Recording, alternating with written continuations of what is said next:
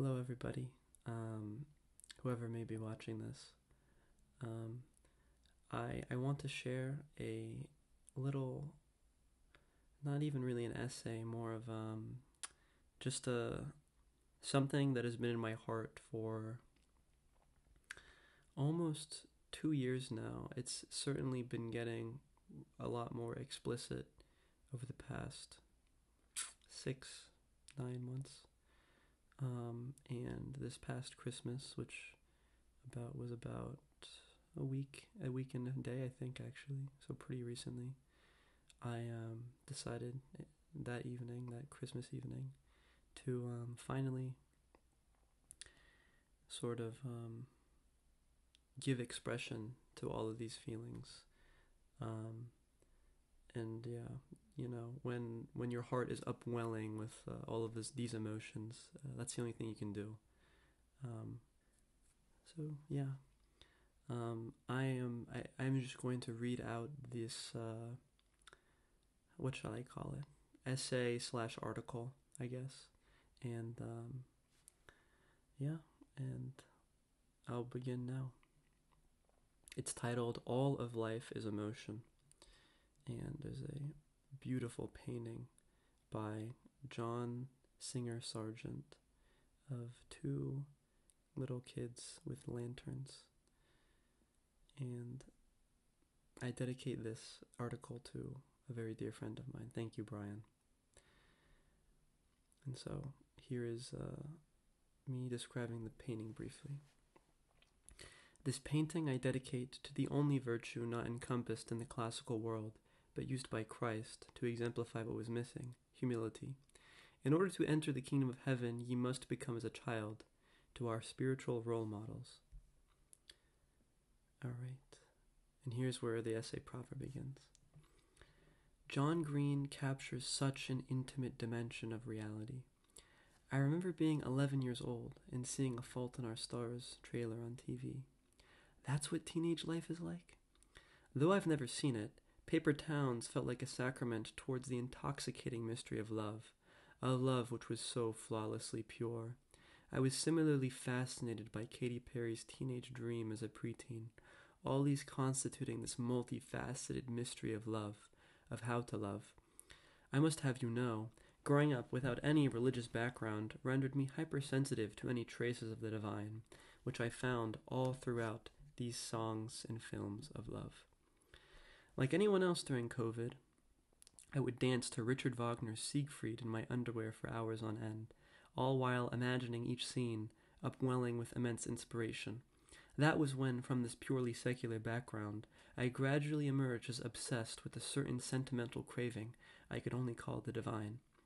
No wonder, then, was I drawn to Wagner, who purposely modeled his operas to be quasi-religious experiences, engaging every sense. For me, they were a kind of church before I had ever had the chance to set foot in one.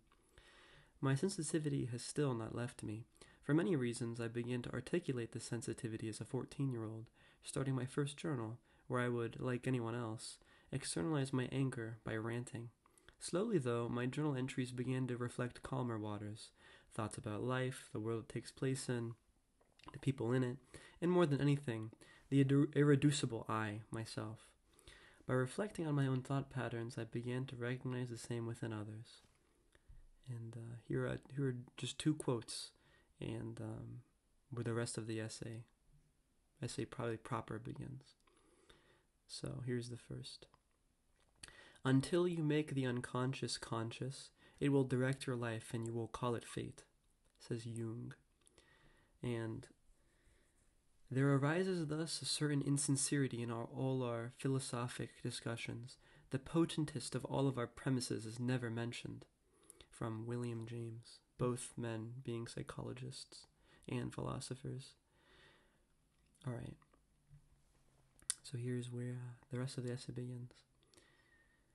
We all suffer from something, make mistakes, say the wrong thing, in a religious vocabulary, sin. Here is the million-dollar question, though. Why? Why do we yell at the one that we love? Why are we so easily irritated by them?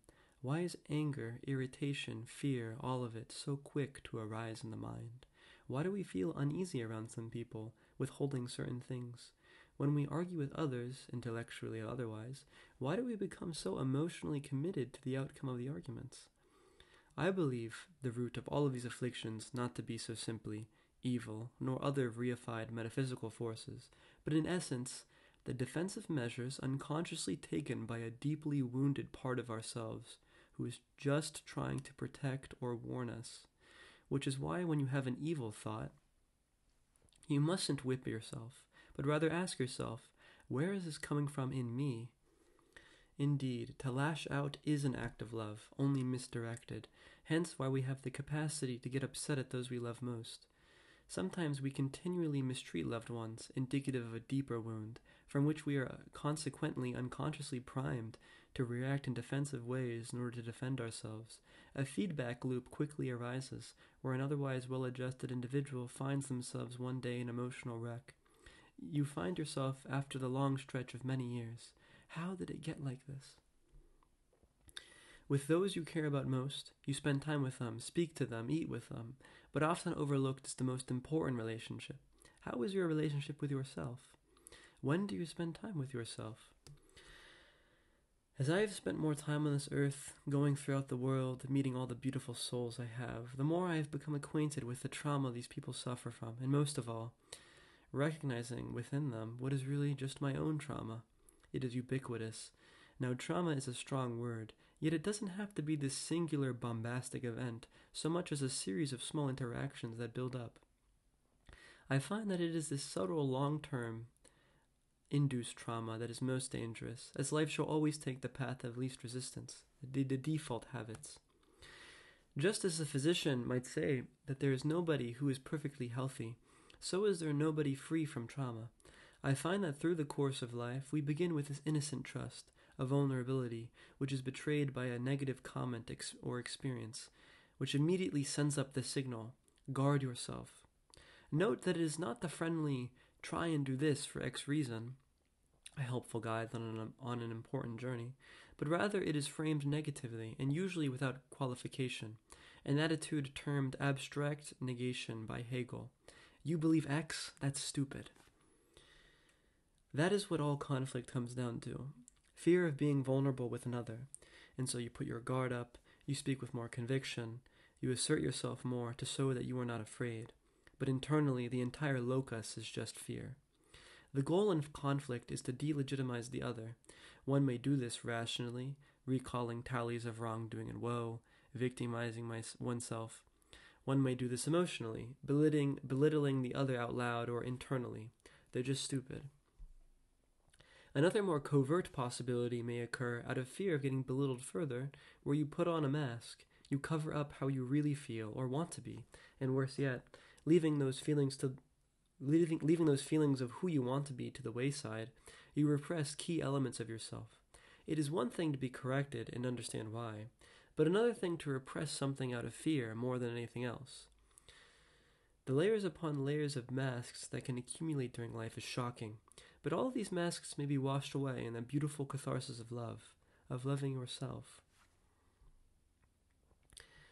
The fear of being vulnerable with another, known as insecurity, is itself a consequence of a past trauma, and it is heartbreaking to see this fear manifested as anger only returned by more anger. Every rude person you encounter is really someone who was or is wounded. Every lashing out is really a cry for help. Every scorn a projection of the self-image. There is only one way to respond to these things: pure transparency, most of all with yourself. The most mature act on this earth consists in being honest with yourself, an utterly difficult disposition to have, especially during the heat of the moment, when the guard signals are flashing red. To be vulnerable, to be honest with oneself is a radical thing, and a sure sign that one loves oneself. The entire history of religion, in my opinion, is the attempt to pragmatically make being honest with oneself as easy as possible, especially in the heat of the moment. Father Zosima, in the novel by Dostoevsky titled The Brothers Karamazov, puts it very well in an exhortation. And above all, don't lie. Above all, do not lie to yourself. The man who lies to himself and listens to his own lie comes to such a pass that he cannot distinguish the truth within him or around him, and so loses all respect for himself and for others, and having no respect, he ceases to love, and in order to occupy and distract himself without love, he gives way to passions and coarse pleasures, and sinks to bestiality in his vices, all from continually lying to other men and to himself. The man who lies to himself can be more easily offended than anyone. You know, it is sometimes very pleasant to take offense, isn't it? A man may know that nobody has insulted him, but that he has invented the insult for himself, has lied and exaggerated to make it picturesque, has caught at a word, and made a mountain out of a molehill. He knows that himself, yet he will be the first to take offense, and will revel in his resentment till he feels great pleasure in it, and so pass to genuine vindictiveness. But get up, sit down, I beg you. All this, too, is deceitful posturing. If you have a partner who continually lies to you, then you cannot trust them to tell you reality. And if you cannot trust someone to give you reality, then what in the world are we doing? And how much more important, then, is it to give oneself reality? This, to me, is the beauty of conscience. All of this is best approached with healing. Healing is different for everybody. For most, healing is a kind of radical acceptance towards reality. Hatred and the rest of its family, like irritation, results from a difference, a discrepancy between one's idea or desire of something and the reality of that something which confronts you.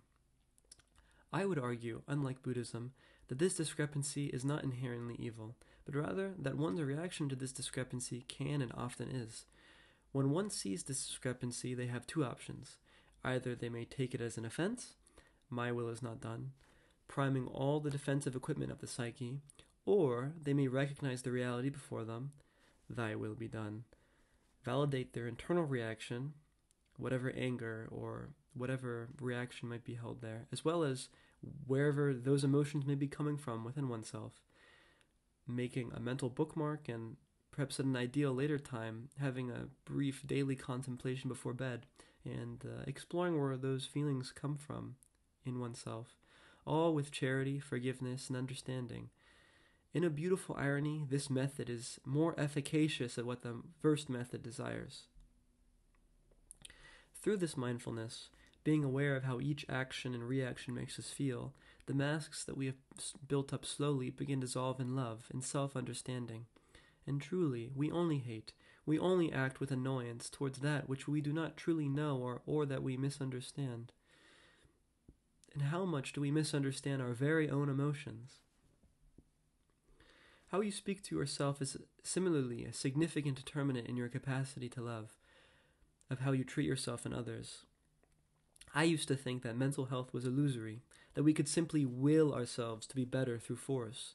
Seeing the deeper and more enduring physiological basis of trauma, I am now convinced that it is best approached by this more patient and mindful process. Healing is the capacity to say to oneself, I accept what you are feeling, I am jealous, annoyed, impatient, etc., perhaps for fully justified reasons, and yes, I would like to lash out with a subtle, snarky comment, a full-blown, unflattering breakdown of the other, yet this shall only bring their guard up, break down the ability to communicate, to love.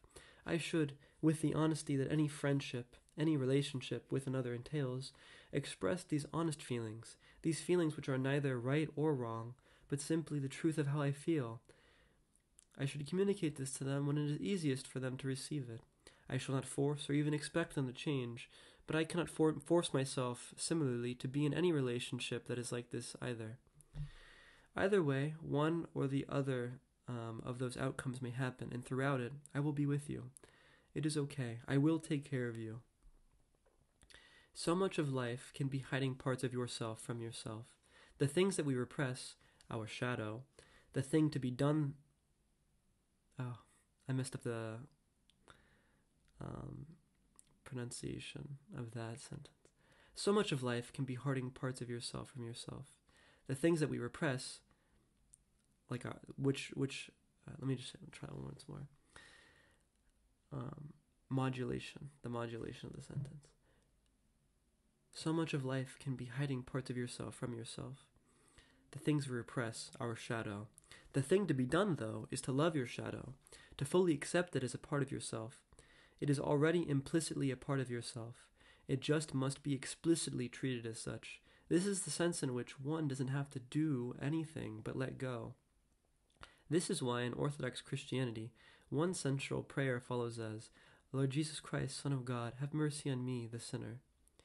To accept oneself as sinful makes it easier to admit to oneself, in the heat of the moment, that one should slow down, reconsider their course of action.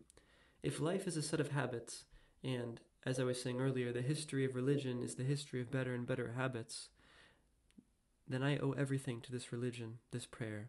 Thank you, Lord. I have a parable to share with you. Imagine two people who are most opposed to one another. Come with me, dear reader, and take Alex Jones and Anderson Cooper. One day, I believe that they will be sitting at a table alone, where Alex will begin. You know what? I've been starting to see myself from your perspective recently, and I have something to admit.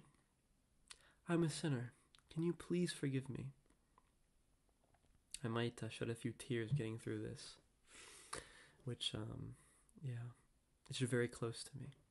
Ho, ho, ho, Anderson Cooper will chortle back. You know what? I've looked at myself from your perspective. Can you forgive me?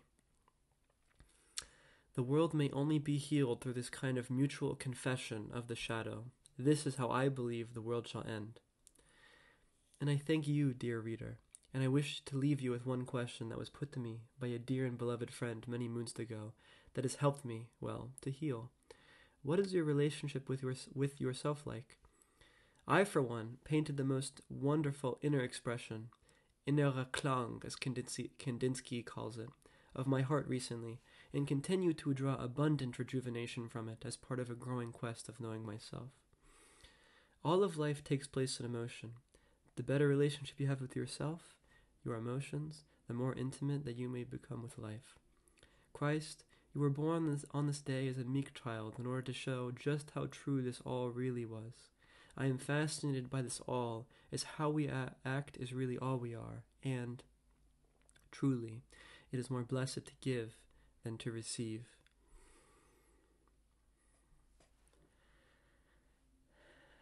So yes, thank you so much for listening. There's one icon at the end of this essay with a Saint Anthony holding up a scroll which reads, I no longer fear the Lord, but love him, for love casts out fear. Thank you so much for listening. Hopefully more of these will come out. Yes, if anyone has any feedback, please let me know. Thank you.